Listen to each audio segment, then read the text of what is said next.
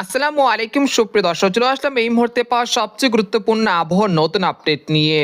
এবার মেঘ বৃষ্টি, কালবৈশাখী ঝড় ও শিলা বৃষ্টিপাত নিয়ে আবহাওয়া দপ্তর থেকে জারি করা হলো নতুন সতর্কবার্তা। আজ রাতের মধ্যেই রংপুর, রাজশাহী, খুলনা, ভারতের পশ্চিমবঙ্গ এবং উত্তরবঙ্গ এবং চট্টগ্রাম বিভাগের দুই একটি জেলাতে বিক্ষিপ্ত আকারে বৃষ্টি বা বজ্রসহ কালবৈশাখী ঝড় ও শিলা বৃষ্টিপাত হতে পারে। তো আজ 22শে মার্চ রবিবার এবং আগামীকাল 23শে মার্চ সোমবার কেমন থাকতে চলেছে আগামী 24 থেকে 48 ঘন্টার আবহাওয়া? বাংলাদেশ থেকে শুরু করে ভারতের পশ্চিমবঙ্গ, আসাম, মেঘালয়, উত্তর থেকে ত্রিপুরা রাজ্যে আগামী 24 থেকে 48 ঘন্টার মধ্যে কোন কোন জেলাগুলোতে বৃষ্টি এবং বজ্রসহ বৃষ্টিপাতের সম্ভাবনা রয়েছে এবং কোন কোন জেলার আকাশ মেঘলা থেকে মেঘাচ্ছন্ন থাকতে পারে এবং আগামী 10 দিনের আবহাওয়ার পূর্বাভাস কেমন হতে পারে। তো এ বিষয়ে আরো বিস্তারিত জানতে হলে ভিডিওটি সম্পূর্ণ দেখতে থাকুন। আর আপনি আমাদের এই গুরুত্বপূর্ণ আবহাওয়ার খবরটি কোন জেলা থেকে দেখছেন অবশ্যই কমেন্ট করে জানিয়ে দিবেন। আর সবার আগে সর্বপ্রথম সঠিক আবহাওয়ার খবর জানতে আমাদের চ্যানেলটিকে সাবস্ক্রাইব করে রাখুন। এবার জেনে নেওয়া যাক এক নজরে। বন্ধুরা, এই পর্যায়ে আমরা সরাসরি উপগ্রহ চিত্রে চলে আসলাম। তো এখান থেকে আপনারা দেখতে পাচ্ছেন যে এই মুহূর্তে দেশের 8 বিভাগের 64 জেলার আকাশ আংশিক মেঘলা থেকে মেঘাচ্ছন্ন রয়েছে এবং ভারতের উত্তরবঙ্গের বিভিন্ন জেলার আকাশও মেঘলা থেকে মেঘাচ্ছন্ন রয়েছে। তবে ভারতের পশ্চিমবঙ্গের কলকাতা, খড়গপুর, পূর্ব ও পশ্চিম মেদিনীপুর, জামশেদপুর, ঝাড়খণ্ড এই অঞ্চলের আকাশ অনেকটা পরিষ্কার রয়েছে। তবে সকাল থেকে এই পর্যন্ত দেশের বিভিন্ন অঞ্চলে হালকা থেকে মাঝারি ধরনের বৃষ্টিপাত হয়েছে এবং আজ রাতেও কক্সবাজার, কুতুবদিয়া, মহেশখালী, টেকনাফ, রাঙ্গামাটি, বিলাইছড়ি, সন্দ্বীপ, হাতিয়া এই অঞ্চলে বেশ কয়েকটি জেলাতে বিক্ষিপ্ত আকারে বৃষ্টি বা বজ্রসহ বৃষ্টিপাত হতে পারে। তাই যারা কক্সবাজার, কুতুবদিয়া জেলা থেকে আমাদের এই মুহূর্তে খবরটি দেখছেন, আপনাদের এলাকার যদি যারা লবণ চাষ করে তারা অবশ্যই সতর্কতার সাথে থাকবেন। এছাড়া আজ রাতের মধ্যে রাজশাহী, চাঁপাইনবাবগঞ্জ, তারপর সিংড়া, বগুড়া, মহাদেবপুর, পাবনা, মেহেরপুর, সাহেলকুপা, যশোর, চুয়াডাঙ্গা এর আশেপাশে জেলাগুলোতে বৃষ্টি এবং বজ্রসহ বৃষ্টিপাত হতে পারে। এছাড়া আজ রাতের মধ্যে পঞ্চগড়, ঠাকুরগাঁও, দিনাজপুর, কুড়িগ্রাম, রংপুর, গাইবান্ধা এর আশেপাশের জেলাগুলোতেও বৃষ্টি এবং বজ্রসহ বৃষ্টিপাতের সম্ভাবনা রয়েছে। ইতিমধ্যে রংপুর বিভাগের সবকটি জেলার আকাশ মেঘলা থেকে মেঘাচ্ছন্ন রয়েছে। তবে আগামীকাল সকালের মধ্যে অনেকটা পরিষ্কার হয়ে যেতে পারে ইনশাল্লাহ। এছাড়া ময়মনসিংহ, সরিষাবাড়ি, জামালপুর, শেরপুর, নেত্রকোনা, মাধান, তারপর ফুলপুর এই অঞ্চলের আকাশ আংশিক মেঘলা থেকে মেঘাচ্ছন্ন রয়েছে এই মুহূর্তে। তবে এই সব জেলাগুলোতে বৃষ্টিপাতের সম্ভাবনা তেমন দেখা যাচ্ছে না। তবে মধ্যরাতের দিকে কিছুটা ময়মনসিংহ, সরিষাবাড়ি, জামালপুর, শেরপুর এর আশেপাশে জেলা দুই একটি জেলাতে বৃষ্টি বা বজ্রসহ বৃষ্টিপাত হতে পারে। এছাড়া এই মুহূর্তে রাজধানী ঢাকা, নাগারপুর, তারপর হচ্ছে মাদারীপুর, কাপাসিয়া, কিশোরগঞ্জ, নরসিংদী এর আশেপাশের জেলাগুলোর আকাশ আংশিক মেঘলা থেকে মেঘাচ্ছন্ন রয়েছে। তবে বৃষ্টিপাতের সম্ভাবনা আজ রাতে ঢাকাতে তেমন দেখা যাচ্ছে না। এছাড়া সিলেট বিভাগের জৈন্তাপুর, কানাইঘাট, সুনামগঞ্জ, নেত্রকোনা, তারপর মাধান, মৌলভীবাজার এর আশেপাশে জেলাগুলোতে বৃষ্টি এবং বজ্রসহ বৃষ্টিপাতের সম্ভাবনা রয়েছে আজ মধ্যরাতের দিকে। এছাড়া ভারতের ত্রিপুরা রাজ্যের আগরতলা, আমবাসা, উদয়পুর, শিলচর, আসাম, মেঘালয় এই অঞ্চলের দুই একটি জেলাতেও বৃষ্টি এবং বজ্রসহ বৃষ্টিপাত হতে পারে আজ রাতের দিকে।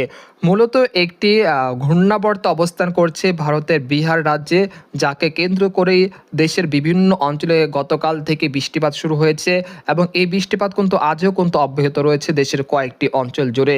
তবে এই পরিস্থিতি আগামীকাল থেকে উন্নতি হতে পারে ইনশাল্লাহ। আগামীকাল দুপুরের পর থেকে দেশের বিভিন্ন অঞ্চলে রোদ ঝল্ল আকাশ তৈরি হতে পারে এবং আগামী 5 দিন দেশের বিভিন্ন অঞ্চলের আবহাওয়া অনেকটা স্বাভাবিক থাকতে পারে ইনশাল্লাহ। সেরকম বৃষ্টি এবং কালবৈশাখী ঝড়ের সম্ভাবনা আপাতত দৃষ্টিতে দেখা যাচ্ছে না। তো এই পর্যায়ে আপনাদেরকে জানিয়ে দেবো যে আজ রাতে মূলত কোন কোন জেলাগুলোতে বৃষ্টিপাত হতে পারে সেই জেলাগুলো আপনাদেরকে উল্লেখ করে জানিয়ে দিচ্ছে।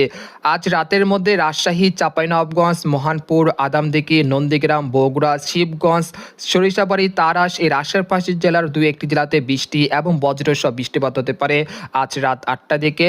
তাছাড়া কলকাতা, খড়গপুর, পূর্ব ও পশ্চিম মেদিনীপুর, আরামবাগ, বর্ধমান, শান্তিপুর, কাটোয়া, দুর্গাপুর এই অঞ্চলের দুই একটি জেলাতে আজ রাতের মধ্যে বৃষ্টি এবং বজ্রসহ কালবৈশাখী ঝড় হতে পারে। সেই সাথে সিলেট, ময়মনসিংহ, রংপুর বিভাগের দুই একটি জেলাতে বৃষ্টি এবং বজ্রসহ বৃষ্টিপাত হতে পারে। তবে বরিশাল, চট্টগ্রাম বিভাগে সেরকম বৃষ্টি এবং ভারী বৃষ্টিপাতের সম্ভাবনা দেখা যাচ্ছে না।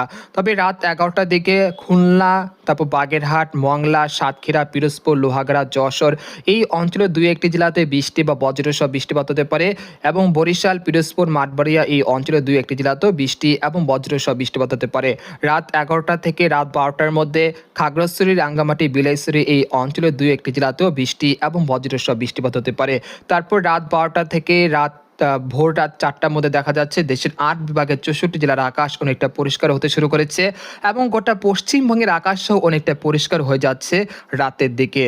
এরপর আমরা ২২শে মার্চ রবিবার সকালের দিকে চলে আসলাম। আসার পর দেখা যাচ্ছে ভারতের পশ্চিমবঙ্গের কলকাতা, খড়গপুর পূর্ব, পশ্চিম মেদিনীপুর, ধানবাদ, এক কথায় বলা যাচ্ছে গোটা পশ্চিমবঙ্গের বিভিন্ন জেলার আকাশ আংশিক মেঘলা থেকে ঘন কুয়াশা এরকম দেখা যেতে পারে।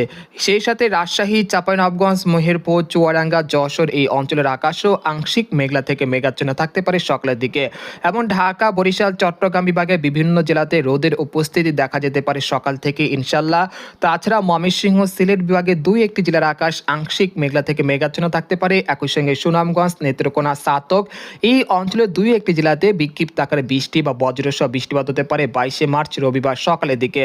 তারপর সকাল ৮টা থেকে দুপুর ১২টার মধ্যে দেখা যাচ্ছে দেশের ৮ বিভাগের ৬৪ জেলাতে রোদের উপস্থিতি দেখা যাচ্ছে।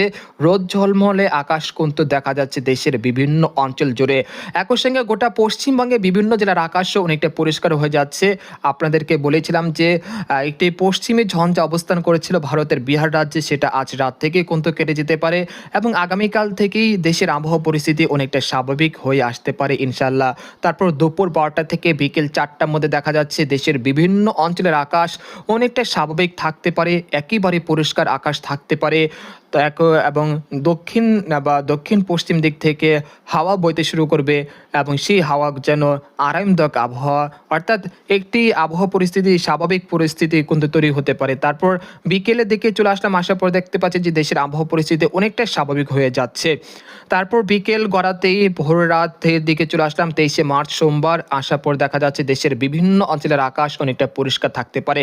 এরপর ২৪শে মার্চ মঙ্গলবার সকাল থেকে সন্ধ্যা পর্যন্ত দেশের ৮ বিভাগের ৬৪ জেলার আকাশ অনেকটা পরিষ্কার থাকতে পারে। তারপর ২৫শে মার্চ বুধবার সকাল থেকে সন্ধ্যা পর্যন্ত দেশের ৮ বিভাগের ৬৪ জেলার আকাশ অনেকটা পরিষ্কার থাকতে পারে। তারপর ২৭ থেকে ২৮শে মার্চের মধ্যে আবারও একটি নতুন বৃষ্টিপাত আসতে চলেছে।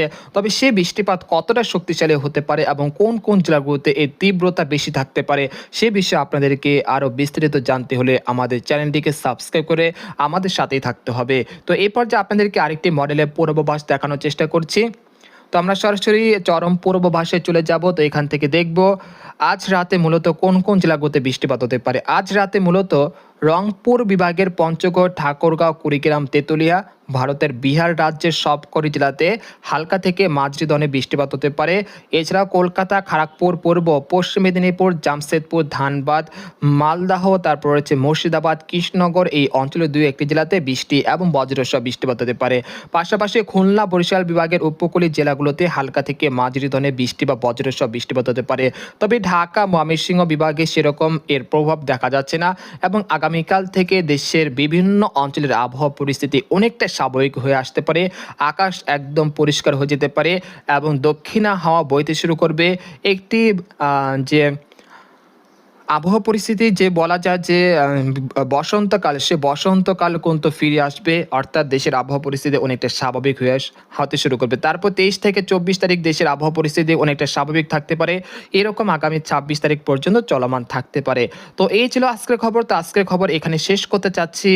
তো সবাই ভালো থাকুন, সুস্থ থাকুন, ঈদ মোবারক।